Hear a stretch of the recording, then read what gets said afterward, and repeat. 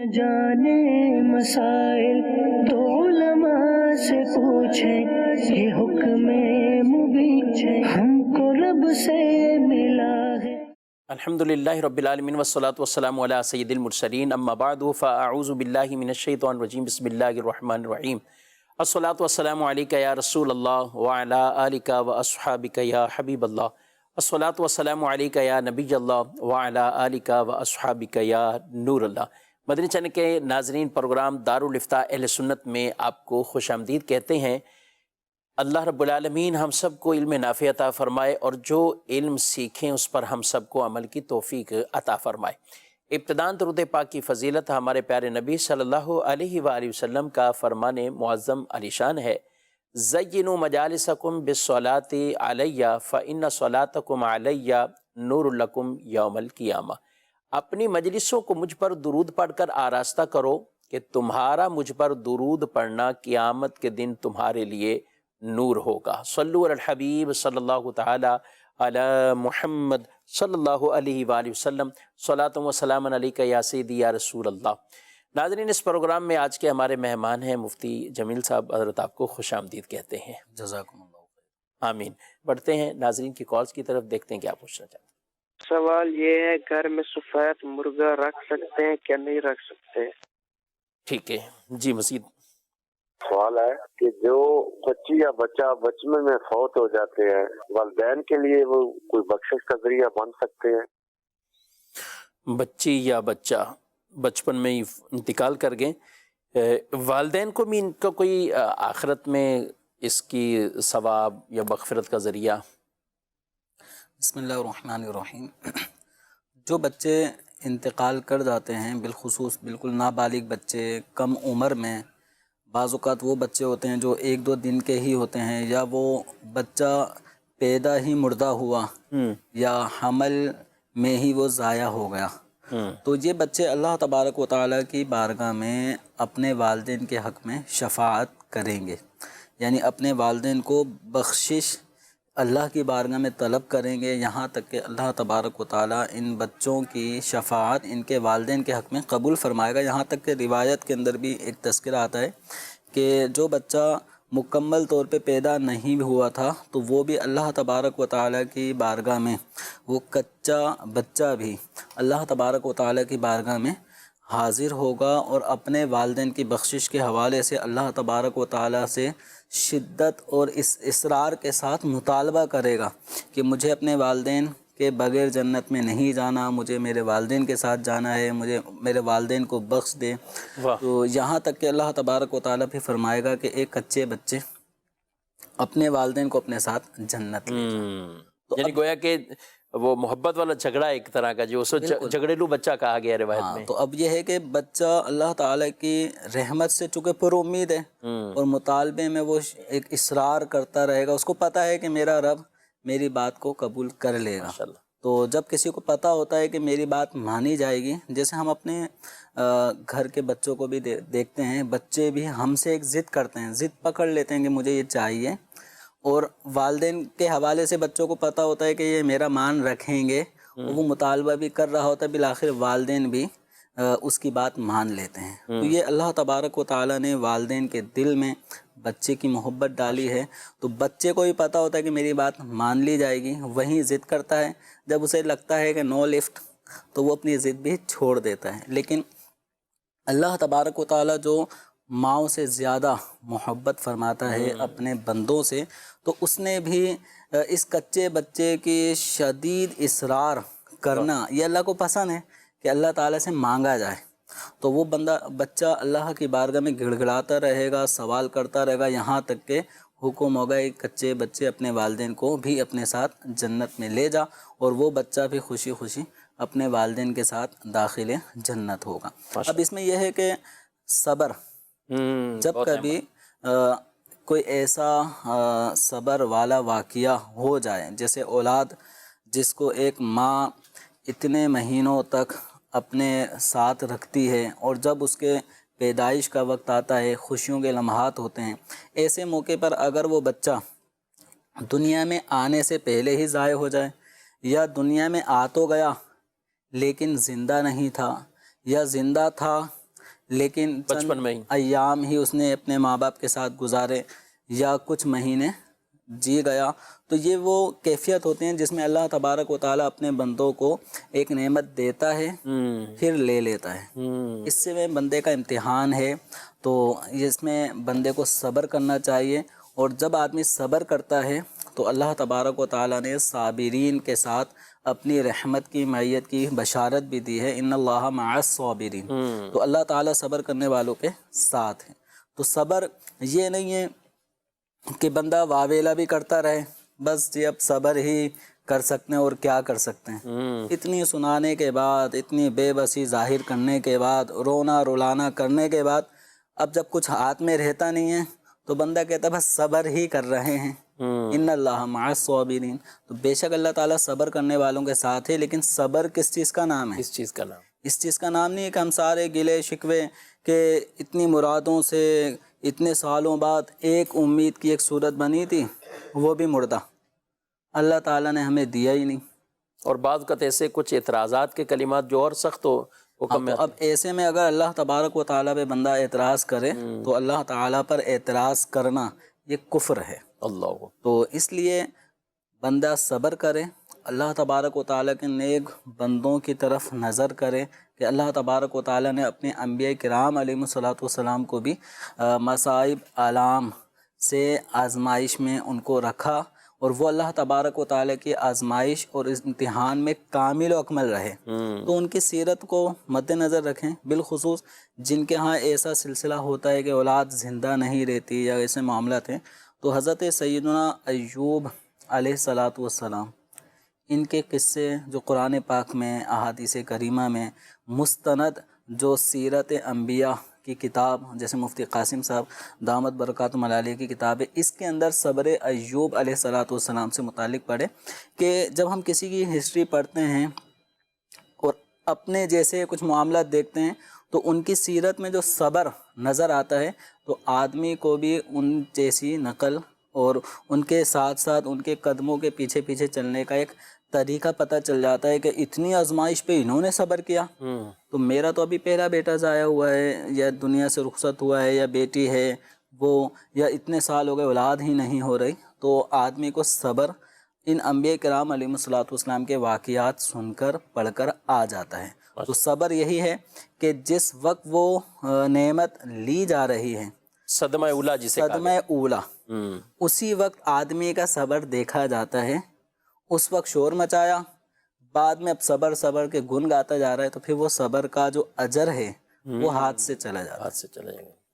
اور روایت میں فرمایا بھی گیا ہے کہ جس کا بچہ، جس کی روح قبض کر لی جاتی ہے تو اللہ کی بارگاہ میں فرشتے جاتے ہیں تو رب تعالیٰ ان سے ہی فرماتا ہے کہ میرے بندے نے کیا کہا، تو جو شکر صبر اللہ کی حمد بیان کرتے ہیں تو فرشتے کہتے ہیں کہ باری تعالیٰ تیری حمد بیان کی ہے، تو ارشاد فرمایا کہ انہیں اس کے لیے جنت میں گھر بناؤ، اس کا نام ہی بیت الحمد رکھو، سبحان اللہ۔ اور یہ وہ گھر ہے جنت میں بیت الحمد جو خاص کسی ایسے انتقال، یعنی بچے کا انتقال ہو گیا اور اس پر انہوں نے صبر کیا، تو اللہ انہیں جنت میں بھی ایسے عظیم الشان اس حمد کی وجہ سے اور اس صبر کی وجہ سے انہیں گھر عطا فرمائے گا۔ شفیق صاحب اس میں مزید یہ بھی، جیسے دنیاوی طور پہ کسی بھی شخص کی جو لائف ہے، وہ جو بھی اس نے جتنے سال اللہ تبارک و تعالیٰ نے مقرر فرمائی ہے اس سے وہ زیادہ زندگی نہیں گزار سکتا، نہ ہی اس سے کم۔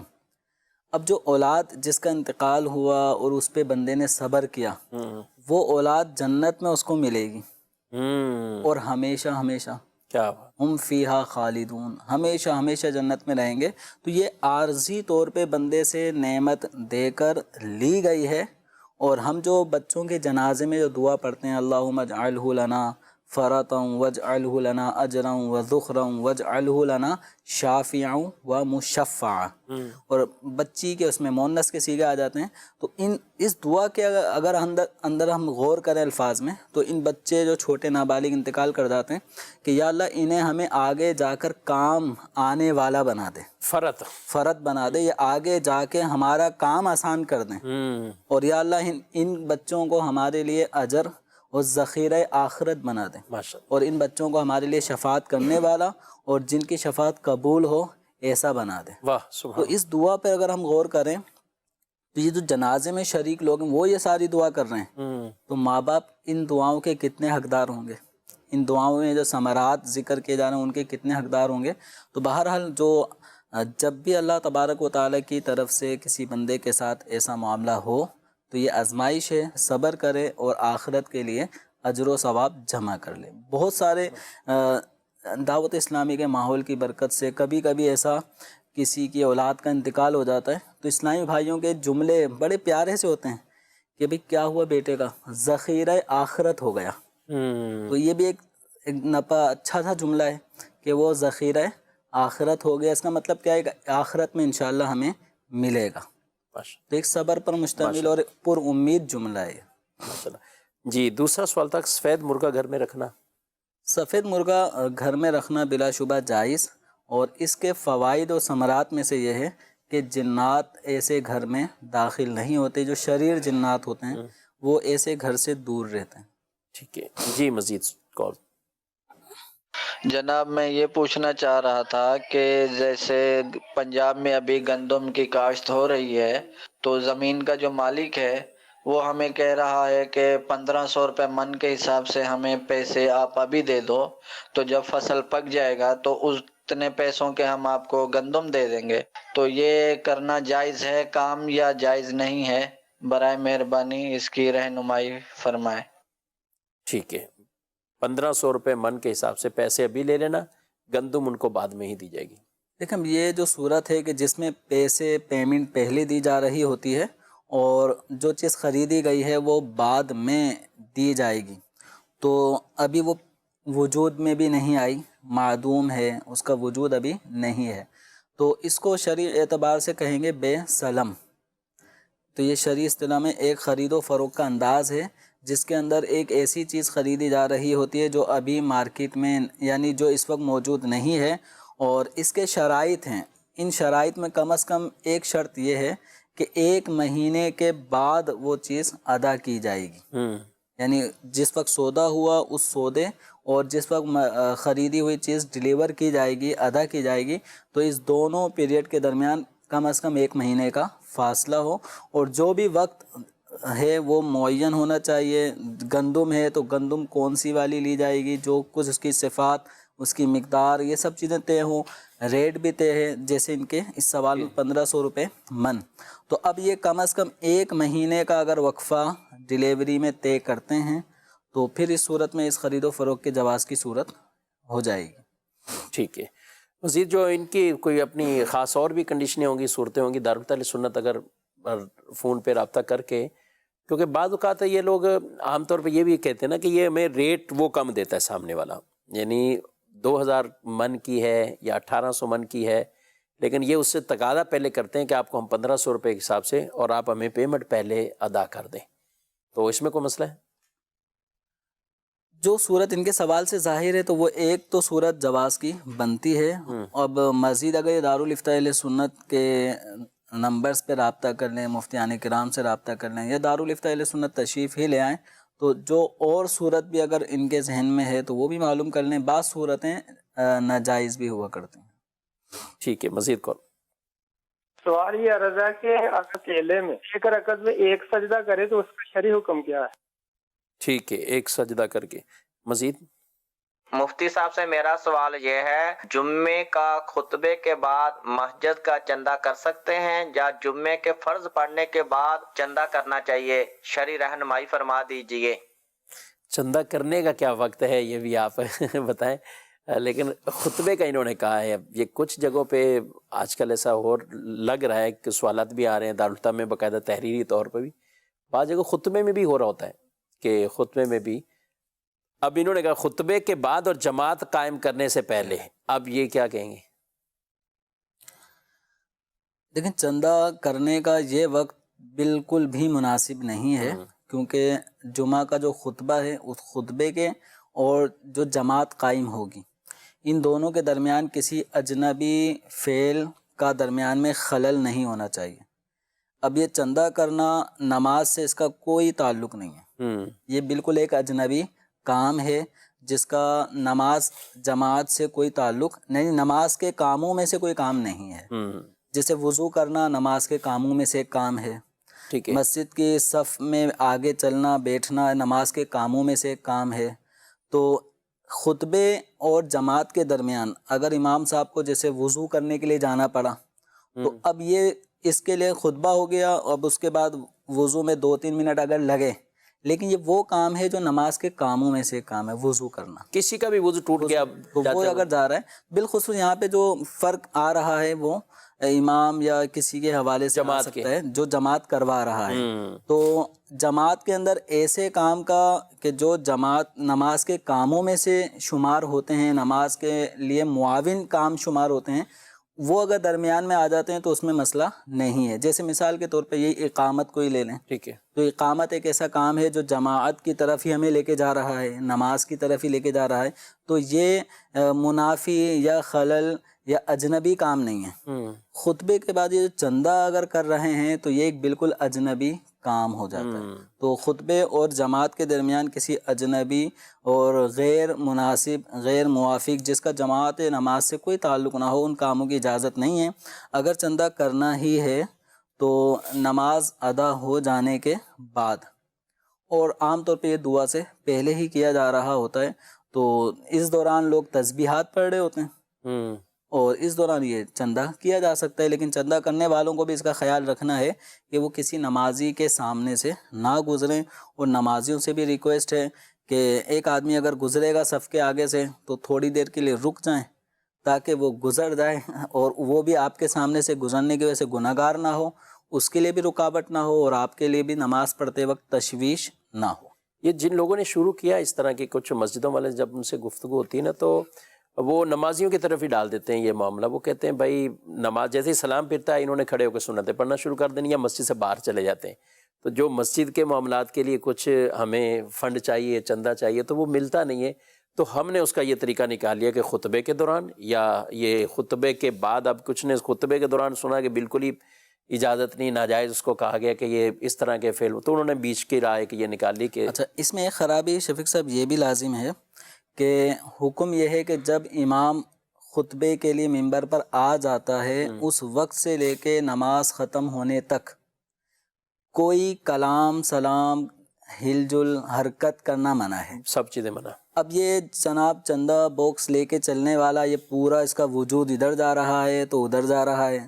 لوگوں کو بھی یہ مشغول کیا ہوا ہے کہ وہ جیبوں سے پیسے نکال رہے ہیں، ڈال رہے ہیں، جبکہ یہ جو لمحہ ہے یہ وہ وقت ہے جس میں جب تک نماز ختم نہ ہو جائے، جمعۃ المبارک کے فرض ادا نہ ہو جائیں تو آپس میں کلام سلام کرنا بھی منع ہوتا ہے. اور یہاں تو باقاعدہ چندہ ہو رہا ہے، یہ عمل اس وجہ سے بھی جائز نہیں ہوگا، اور یعنی اس کی اجازت بالکل بھی نہیں دی جا سکتی. پھر اس میں گفتگو الگ ہو رہی ہوگی، کوئی پیسے نہیں، مجھے اتنے نہیں ڈالنے تھے، مجھے 450 روپے واپس دو، 500 کا نوٹ دیا ہے، 50 روپے ڈالنے ہیں، تو یہ ساری بارگیننگ بھی ہو رہی ہوتی ہے. تو یہ طریقہ کار بالکل بھی قطعاً غلط ہے. ٹھیک ہے. نمازی حضرات بھی تعاون کریں اور کچھ دیر سلام پھرنے کے بعد آپ بیٹھیں، مسجدوں کے ساتھ اچھا تعاون بھی کیا کریں. ہمارے سب کے اخراجات گھروں کے بڑھ گئے، سب معاملات بھی بڑھ گئے، لیکن مسجدوں کے ساتھ جمیل صاحب اگر یہ ذہن نہیں بنے گا کہ وہاں بھی تو مہنگائی کے سسٹم اسی طرح ہیں، وہاں بھی بجلی، وہ بھی مسجد کی بھی بجلی مہنگی ہو گئی، مسجد کے معاملات بھی اسی طرح وہ بڑھتے جاتے ہیں. تو ہمیں کم نہیں کرنا چاہیے. بعض لوگ کی یہ کیفیت ہو جاتی ہے کہ جو پیسہ اللہ کی راہ میں جا رہا ہوتا ہے سب سے پہلے مہنگائی کا نام لے کر اس کو روک لیں گے، اور پھر دوسری طرف جو ہے وہ کہ اب بھائی پہلے 100 روپے دیتے تھے اب 50 دینا شروع کر دو، 500 دیتے تھے تو 200 دینا شروع کرو. نہیں، جتنا دے رہے تھے اب مہنگائی ہوئی ہے تو وہاں اور اخراجات بڑھیں. آپ اور تعاون فرمائیں. جو اللہ کے گھر کو آباد کرتے ہیں اللہ ان سے محبت فرماتا ہے، اور آبادی میں یہ ساری چیزیں، وہاں کے نماز کا اہتمام بھی ہے تو دیگر چیزیں بھی اسی کے ساتھ ہی وہ شامل ہیں کہ جن کی وجہ سے آباد کاری ہو اور مسجدیں آباد رہیں. تو انشاءاللہ مسجدوں کے ساتھ اچھا تعاون کریں گے، مالی طور پر بھی تعاون کریں گے تو اس کی برکات دنیا میں بھی پائیں گے، آخرت میں بھی پائیں گے. ایک سوال تھا، سجدہ ایک کیا ہے اور پھر بھول گئے، ایک سجدہ کیا. اب یہ سجدہ کرنے کے بعد سلام بھی پھیر دیا، سلام پھیرنے کے بعد پھر اگر کوئی کلام کیا ہے تو اس صورت میں تو نماز نہیں ہوگی، کیونکہ ایک رکعت کے اندر 2 سجدے کرنا فرض ہیں. اگر ایک بھی سجدہ رہ جائے گا، جیسے 4 رکعت ہیں، 4 رکعت کے اندر 8 سجدے ہوں گے، تو 8 میں سے اس نے 7 سجدے 2 کر کے تو ادا کیے، لیکن ایک رکعت میں ایک سجدہ رہ گیا اور نماز یہ مکمل کر چکا، سلام پھیر دیا، منافی نماز کوئی کام بات چیت کر لی، تو اب اس نماز کو دوبارہ سے پڑھنا ہوگا. ٹھیک. اور اگر کسی موقع پہ مثال کے طور پہ پہلی رکعت کے اندر 2 سجدے کرنے تھے اور ایک کیا، دوسری رکعت میں کھڑے ہونے کے بعد یاد آتا ہے کہ میرا ایک سجدہ رہ گیا ہے، تو حکم یہ ہے کہ یہ فوراً سجدے میں چلا جائے. سجدے میں جانے کے بعد یہ پھر دوسری رکعت کو دوبارہ سے ادا کرے. جو رکوع میں تھا تو وہ رکوع بھی بہتر یہ ہے کہ دوبارہ سے ادا کرے، قیام کرے، قرات ادا کرے اور رکوع سجود کرتے ہوئے اپنی نماز آگے جاری رکھے اور آخر میں سجدہ سہو کر لے. تو سجدہ سہو کرنے سے اس کی نماز درست ہو جائے گی. لیکن اگر کسی نے نماز کا سلام پھیر لیا اور گفتگو کر لی تو نماز سے مکمل طور پہ نکل گیا. صحیح. اور ایک سجدہ جو رہ گیا وہ فرض تھا، اور فرض رہ جانے سے نماز نہیں ہوتی. اب اس نماز کو نئے سرے سے پڑھنا ہوگا.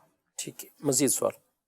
میرا یہ سوال ہے، اکثر لوگ وہ شکار پہ جاتے ہیں مچھلی وغیرہ پکڑنے کے لیے، تو شکار کرتے ہیں، لیکن وہ شکار کرنے کے لیے وہ جو ڈور ہوتی ہے اس میں ایک وہ پلاسٹک کی مچھلی ٹائپ کی ہوتی ہے ڈمی، اس میں کنڈے ونڈے لگے ہوتے ہیں، اس کو یوں ڈال کے اندر مچھلی اس کو دیکھ کے سمجھتی ہے کہ وہ واقعی میں مچھلی ہے، اس کے قریب آتی ہے تو وہ پکڑ لیتے ہیں.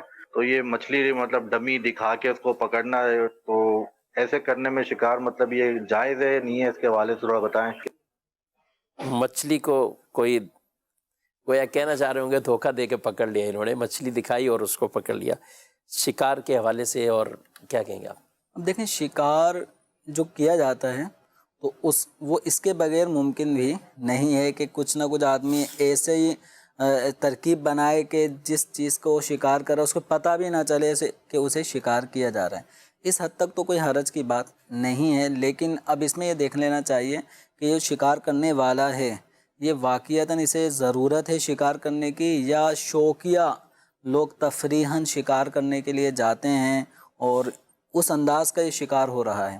تو شوقیہ، اس کو کہتے بھی شکار کھیلنا، شکار کھیلنے کے لیے جا رہے ہیں، تو شکار کھیلنا یہ جائز نہیں ہے. جانوروں کے ساتھ یہ اذیت والا معاملہ ہے.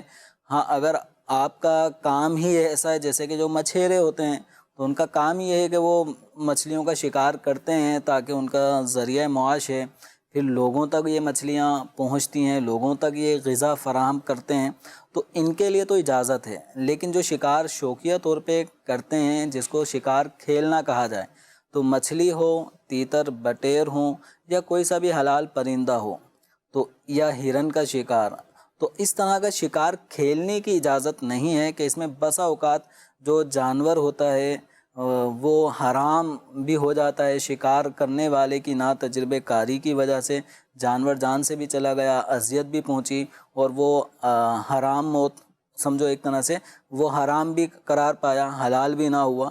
تو اس کے پورے شرعی احکام ہیں شکار کے حوالے سے. جو بھی شکار کرنا چاہتا ہے، جانا چاہتا ہے، تو وہ پہلے اس کے شرعی احکام معلوم کر لے، تاکہ ان احکامات کے مطابق اس کو معلوم ہو کہ یہ میرا شکار کیا ہوا جانور حلال بھی ہے کہ نہیں. تو جیسے بندوق یا چھرے کے ذریعے سے اگر کسی پرندے کا شکار کیا جائے گا اور وہ اس چھرا لگنے سے مر گیا تو وہ حلال بھی نہیں ہوگا.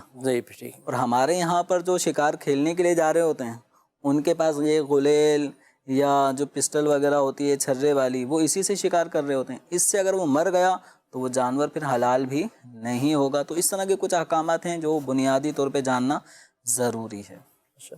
کچھ میسیج شامل کرتے ہیں. ایک یہ سوال پوچھ رہے ہیں کہ جس عورت کے ہاں ولادت کا سلسلہ ہوتا ہے تو کہا جاتا ہے کہ 40 دن تک وہ گھر سے باہر قدم نہیں رکھ سکتی، کیا کہیں گے، کتنی حقیقت اس میں؟ ولادت ہونے کے بعد یا ولادت ہونے کے بعد تو گھر سے باہر نکلنے کی شرعی اعتبار سے کوئی ایسی ممانعت نہیں ہے جیسے عدت کے اندر ہوتی ہے کہ ایک عورت کو طلاق پڑ جائے یا شوہر کا انتقال ہو جائے تو وہاں عورت کو حکم ہے کہ وہ بلا ضرورت شرعی وہ گھر سے باہر نہ نکلے. تو بچے کی ولادت کے بعد کسی عورت کے لیے ایسا شرعی حکم نہیں ہے. البتہ عمومی طور پہ عورتوں کو حکم یہ ہے کہ وہ گھروں میں ٹھہری رہیں، بلا ضرورت نہ نکلیں. لیکن اگر ایسے موقع پہ ڈاکٹرز کے ہاں جانے کی ضرورت پڑ رہی ہے یا اپنے والدین سے ملاقات کے لیے جانے کی ضرورت پڑ رہی ہے، اور عورت کی ایسی کیفیت بھی ہے کہ وہ جا بھی سکتی ہے، تو اس میں شرعی اعتبار سے کوئی رکاوٹ نہیں ہوگی، جبکہ جانے آنے میں کسی قسم کے ناجائز کام کا ارتکاب نہ کرنا پڑے۔ ٹھیک ہے، کہہ رہے ہیں کہ آپ نے بچوں کے حوالے سے بتایا انتقال کر جائیں شفاعت کے حوالے سے، تو لے پالک بچہ لیا 2 ماہ بعد وہ فوت ہو گیا، تو یہ جس نے لیا اس کو بھی کچھ ملے گا یا اس کے والد کو؟ بچے کے جو اصل والدین ہیں وہ تو اس فضیلت کے حقدار ہیں جو حدیث مبارکہ میں بیان کی گئی ہے۔ رہا بچے کی پرورش کرنے والے، جیسے بھائی کی اولاد ایک بھائی لے لیتا ہے یا بہن کی اولاد بھائی لے لیتا ہے یا بہن لے لیتی ہیں، تو یہ بچے کی پرورش کرنا چاہتے ہیں، تو پرورش کرنے والے کے پاس ایک نعمت ان معنوں میں آئی تھی کہ ان کے گھر میں بھی ایک خوشیاں داخل ہو گئی تھیں، اور بچے کے ذریعے سے ایک رونق گھروں کی ہوتی ہے، تو اب بچے کے انتقال کی وجہ سے وہ رونق ختم ہو گئی، تو یقیناً یہ ایک صبر والا معاملہ ہوتا ہے، ایک آدمی کے لیے صدمہ ہوتا ہے کہ گھر پھر ایک دم سونا سونا ہو گیا، تو یہ اگر صبر کریں گے تو انشاءاللہ اس پہ بھی اجر پائیں گے۔ ٹھیک ہے، ماشاءاللہ۔ جی مزید کو میرا دور لفتہ علیہ سنت میں سوال عرض ہے کہ کچھ لوگ بالخصوص عورتیں مسجد میں جمعرات کا دیا جلا کر رکھ جاتی ہیں، دیا جلانا مسجد میں کیسا؟ مہربانی کر کے جواب عنایت فرما دیں۔ جی، دیا جلانا وہاں بھی طاق بنے ہوئے ہوتے ہیں، اور شاید کچھ یہ گاؤں دیہاتوں میں زیادہ اس طرح کا ہوتا ہے کہ عورتیں باقاعدہ آ کر مسجد میں کوئی چراغ جلا کے جاتی ہیں۔ جب شادی بیاہ کے دن بچوں کے قریب آ جاتے ہیں، جیسے ہفتہ یا 1-2 دن باقی رہ جاتے ہیں، تو ایسا دیکھا گیا ہے کہ خواتین فجر کی نماز سے پہلے اس طرح کر کے آ جائیں گی اور مسجد کے محراب وغیرہ میں کچھ نہ کچھ یا کہیں بھی طاق بنائے ہوئے باقاعدہ کوئی جگہ خاص بنا دی کہ یہ چراغ کے لیے۔ تو دیکھیں اس طرح عورتوں کو تو اولاً مسجد میں آنا، جیسے نماز جیسی عبادت جو اہم ترین ہے، اس کے لیے بھی مساجد کے اندر آنے کی ممانعت فرما دی گئی ہے، تو اب چراغ جلانا یہ کوئی ایسی چیز نہیں ہے کہ جس کے لیے خواتین مسجد میں آئیں۔ اور دوسرا یہ کہ جہاں تک معاملہ چراغ کا ہے، تو چراغ کا مقصد ہوتا ہے روشنی کا حصول، تو اگر واقعتاً وہاں اندھیرا ہے اور روشنی کرنا مقصود ہے، تو یہ پھر خواتین ہی نہیں مرد حضرات بھی پھر اس کا اہتمام کریں، اور آج کل چونکہ چراغ کے بجائے وہ لائٹس وغیرہ کا اہتمام ہے، تو مساجد کو ویسے ہی روشن رکھنا چاہیے، مساجد کی طرف آنے والے رستوں کو روشن رکھنا چاہیے تاکہ نمازی بآسانی مسجد میں آئیں اور جائیں۔ تو اب یہ جو چراغ وغیرہ کا ہے، تو یہ ایک خواتین کی طرف سے ایک رسم بنی ہوئی ہے، تو خواتین کو اس رسم کو ختم کرنا ضروری ہے۔ ٹھیک ہے، سوال یہ کہتے ہیں کسی کے پاس اگر مدرسے کے یا جامعہ وغیرہ کے پیسے موجود ہوں اور وہ ادھار وہاں سے لے لیتا ہے، یہ اس کو اجازت ہوگی؟ جس کے پاس فنڈز وغیرہ آتے ہیں پھر اس کو آگے جمع بھی کرانے ہوتے ہیں، یہ چونکہ امین ہوتا ہے، وکیل ہوتا ہے، تو وکیل کو اس لیے رقم نہیں دی جاتی کہ وہ اس رقم میں تصرف کرے، تو کوئی بھی شخص جس کے پاس یہ چندہ ہے یا امانت ہے، یہ اس میں سے اپنی ضرورت کی کچھ رقم نکال لے اور بعد میں ڈال دے، تو یہ عمل اس کے لیے کرنا جائز نہیں ہے، یہ امانت میں خیانت ہے، اور اس کے اوپر تاوان لازم ہوگا، بلکہ جن لوگوں نے اس کو رقم دی تھی ان سے اجازت لینی ہوگی کہ آپ کی یہ رقم میرے تصرف میں آ گئی، استعمال میں آ گئی، اب میں اتنی رقم کا تاوان دینا چاہتا ہوں، تو اب آپ بتائیں کہ آپ کو دوں یا آپ نے جس مقصد کے لیے رقم دی تھی اس مقصد میں آگے صرف کر دوں، یعنی اب معاملہ یہ ہو جاتا ہے کہ اجازت لینی پڑے گی، اور اب اگر کوئی ایسا کرتا ہے تو گناہ گار ہے، اللہ تعالیٰ سے ڈرے، اور جس کو ایسا لگتا ہے کہ میں خیانت سے نہیں بچ پاؤں گا تو اسے چاہیے کہ اس پیسے جو امانت ہے اس کو لینے سے گریز کرے۔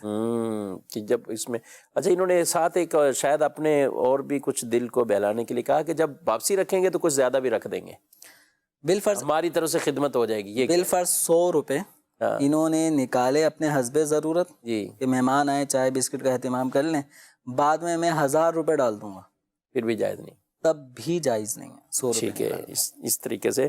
اور بعض اوقات اس میں بہت گمبھیر صورتیں ہو جاتی ہیں، جیسے آپ نے کہا اجازت لینا، بعض اوقات سامنے آپ کو پتہ ہے، پھر سوال یہ بھی کریں گے کہ پتہ ہی نہیں ہمیں کس کس نے دیے تھے، کتنے دیے تھے، کبھی ایسا بھی ہو جاتا ہے۔ اور مساجد کے حوالے سے بھی لوگ بعض اوقات اس طرح کی غفلت میں پڑ جاتے ہیں، مسجد کا فنڈ پڑا ہوا ہے تو فلاں دوست کو چاہیے یا کسی کو قرض چاہیے تو وہ بھی اس طرح ان کو بھیج دیتے ہیں، تو حالانکہ یہ قرضہ لین دین کوئی کسی طرح جائز نہیں۔ بالکل، مسجد کمیٹی کے جو چندے کے حوالے سے جو ذمہ دار ہوتے ہیں ان کے لیے بھی اجازت نہیں ہے کہ ذاتی کام کے لیے مسجد کا جو فنڈ ان کے پاس امانت ہے اس کو اپنے تصرف میں لا سکیں، تو دوسرے کو بھی قرض نہیں دے سکتے، یہ خود بھی کمیٹی کے کسی ممبر کو قرض نہیں دے سکتے، کہ اس طرح کرنے سے نتیجہ یہ ہوتا ہے کہ مسجد کا مال جس نے بطور قرض لیا پھر مال مفت دل بے رحم، پھر وہ مسجد میں دوبارہ پہنچتا ہی نہیں ہے، ایک دفعہ لت پڑتی ہے دوبارہ سے بارہ، پھر یہ سلسلہ چلتا رہتا ہے، پھر مسجد کے فنڈ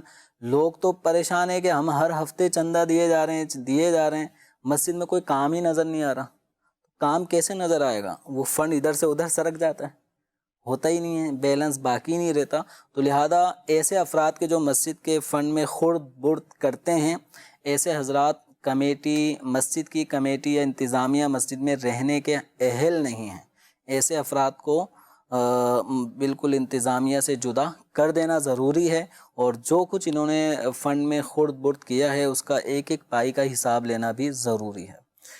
بینک سے نفع لینا یہ کیا ہے؟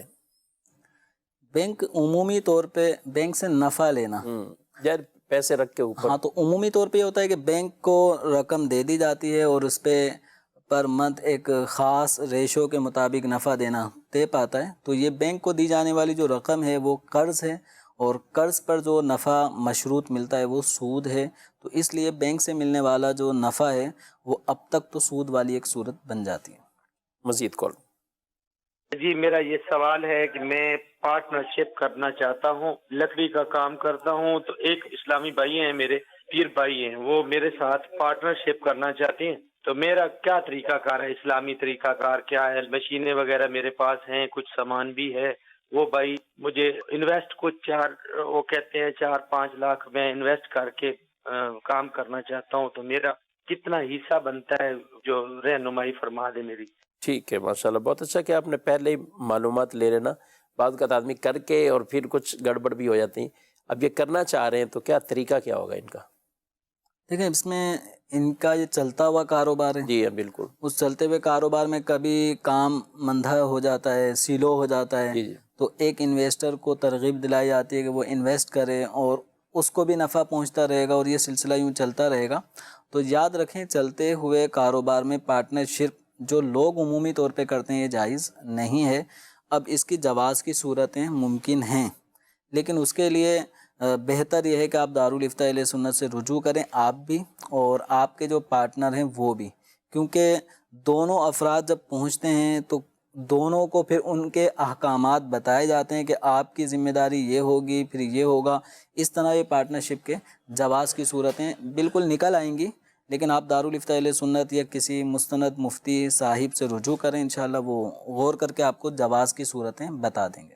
ٹھیک ہے۔ فرض نماز میں کہتے ہیں کہ اگر امام صاحب نے سجدے تلاوت والی آیت پڑھی تو فوراً کرنا ہوگا یا نماز کے بعد کریں، اور فرض نماز میں پڑھ سکتے ہیں امام صاحب ایسی آیت سجدہ فرض نماز میں پڑھنا جائز تو ہے، لیکن اس جائز عمل کے بعد امام صاحب خود بھی آزمائش میں آ جائیں گے کہ اب مجھے کرنا کیا ہے۔ صحیح۔ اور اگر یہ سجدے میں جاتے ہیں آیت سجدہ پڑھنے کے بعد تو نمازی تشویش میں آ جائیں گے کہ یہ امام صاحب کو کیا ہوا، یہ رکوع چھوڑ کر سجدے میں چلے گئے، اور لوگ پھر لقموں پر لقمہ دیتے رہیں گے، اللہ اکبر، یعنی واپسی آئیں اور رکوع کریں، تو لوگوں کا لقمہ بے محل ہوگا، بلا وجہ ہوگا، ان لوگوں کی نماز ٹوٹ جائے گی۔